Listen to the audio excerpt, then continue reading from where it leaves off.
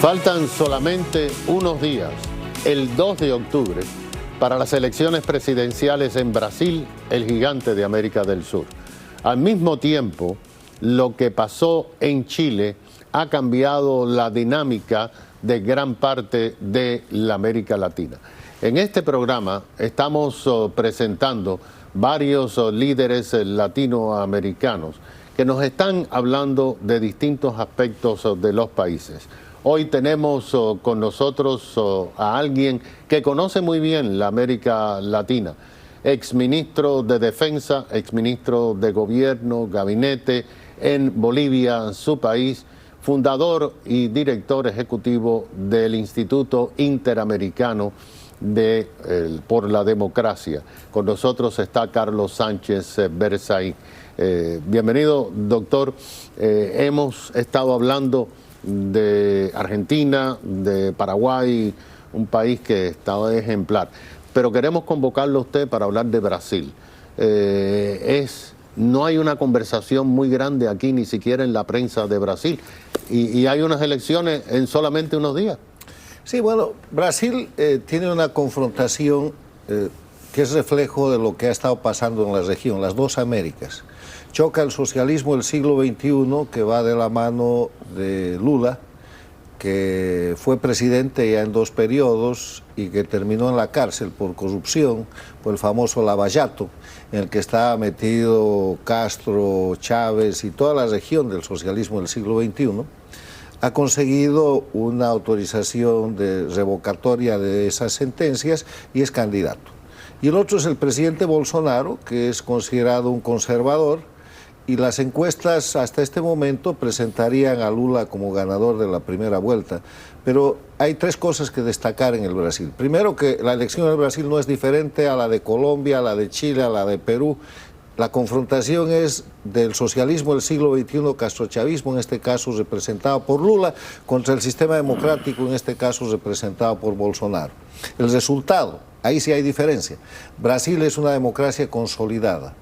Han llegado los castrochavistas al gobierno y han tenido que someterse al Estado de Derecho, tan poderoso que incluso ha separado de la presidencia a la presidenta Rousseff por temas de corrupción, y han tenido que cumplir su mandato y no hay posibilidad alguna de que vengan con constituyentes o con cambios, como han tratado de hacer en Chile, como han hecho en Bolivia, como han hecho en Nicaragua y en Venezuela para establecer dictaduras. O sea, el segundo elemento es que la fortaleza de la democracia del Brasil ha de hacer que cualquiera sea el presidente que llegue, ya se quede Bolsonaro o vuelva Lula, es un presidente por 4 años sometido al Estado de Derecho. ¿Y los jueces?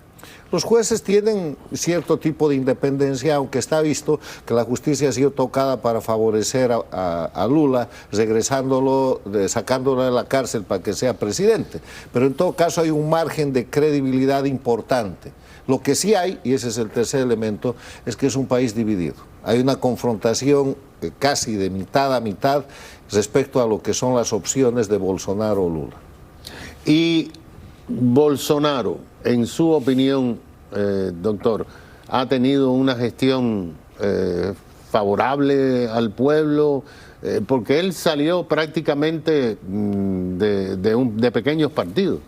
Bueno, Bolsonaro es un líder de la base social del Brasil, que además ha tenido que hacer una gran coalición para tener apoyo en el Parlamento, pero quién dirá si ha hecho una buena gestión o no ha hecho una buena gestión son los brasileros, que son los que van a votar el próximo 2 de octubre.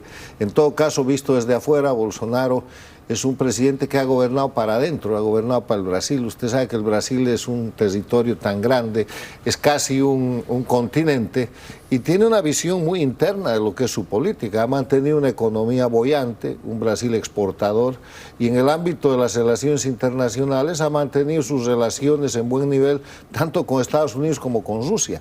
Pero ha sido muy claro en el señalamiento de las dictaduras. Ha señalado a Cuba, a Venezuela, a Bolivia y a Nicaragua como dictaduras que están al margen de lo que es el sistema democrático, e inclusive ha tenido palabras de muy grueso nivel para los dictadores de la región.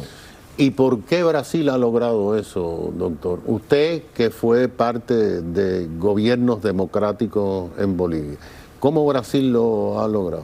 Se llama institucionalidad democrática. El Brasil tiene los elementos que ayudan a mantener la democracia: libertad, libertad de prensa, libertad de expresión, respeto a los derechos humanos, separación e independencia de poderes.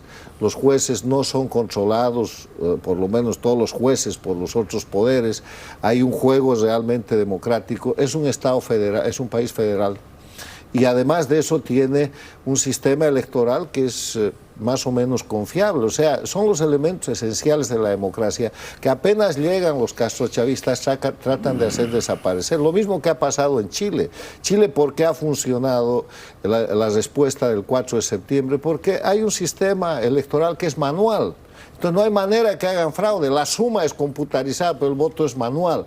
Entonces no va a pasar como en Bolivia, donde hay cerca de un 20% de inscritos que son falsos. El padrón electoral está totalmente adulterado y entonces no hay quien le gane a la dictadura.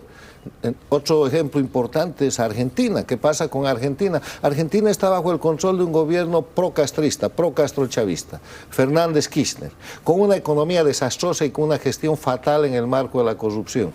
Pero tiene democracia. Esa democracia, ¿cómo se expresa? Con libertad de prensa, con jueces independientes que están a punto de sentenciar a 12 años de cárcel a la vicepresidenta Cristina Kirchner por corrupción. La semana pasada tuvimos a un compatriota suyo, quien en el instituto presentó su libro, Un manual para hundir un país.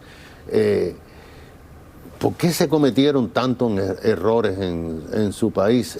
Después de que un pueblo sacó al gobierno y entonces usted repetía que se fue el dictador, pero que se quedaba la dictadura, ¿no? Sí. El tema es que hay dos transiciones de la dictadura a la democracia que han fracasado: Bolivia y Venezuela. Claro. Casi al mismo tiempo. Bolivia, Evo Morales hace fraude electoral el 2019, el pueblo se pone en resistencia civil, 21 días de resistencia, Evo Morales se asusta, renuncia, huye a México, después a Cuba, después a la Argentina, y se establece un gobierno que debería ser de transición. Y el gobierno que debería ser de transición nunca cambia las leyes de la dictadura, nunca retorna a la democracia, se queda gobernando bajo el sistema dictatorial castrochavista y se corrompe. Y el otro tema, mantiene impunidad para la gente que había administrado una dictadura de 14 años hasta ese momento. Para que haya transición tienen que cumplirse por lo menos dos elementos. Hay que cesar las leyes del sistema dictatorial. Uno no puede seguir gobernando con leyes de corrupción, de narcoestado, de impunidad. Y hay que evitar que la gente que ha cometido crímenes pues siga impune.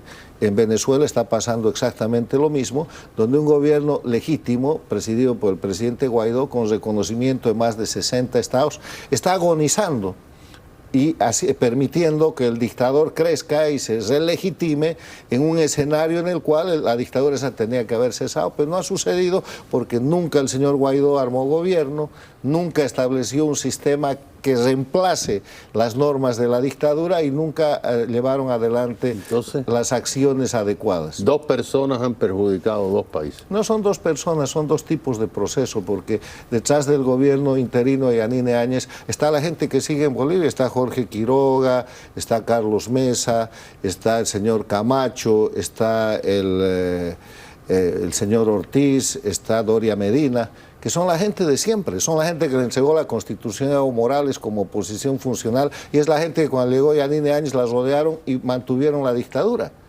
Entonces, y en Venezuela, ¿qué pasa? El famoso G4, los partidos políticos, un sistema de partidocracia funcional a las dictaduras que prioriza su corrupción y su permanencia en cuotas de poder antes de hacer una verdadera salvación de su país. ¿Estamos ganando los que apostamos a la democracia en la América Latina? La democracia está ganando por grande, porque, a ver, si comparamos con lo que era el castrochavismo entre el 2012 y el 2015, controlaban toda América Latina. Controlaban la Organización de Estados Americanos con Insulza, después de haberle dado el golpe de Estado al secretario general Miguel Ángel Rodríguez, y empezó un proceso de recuperación democrática.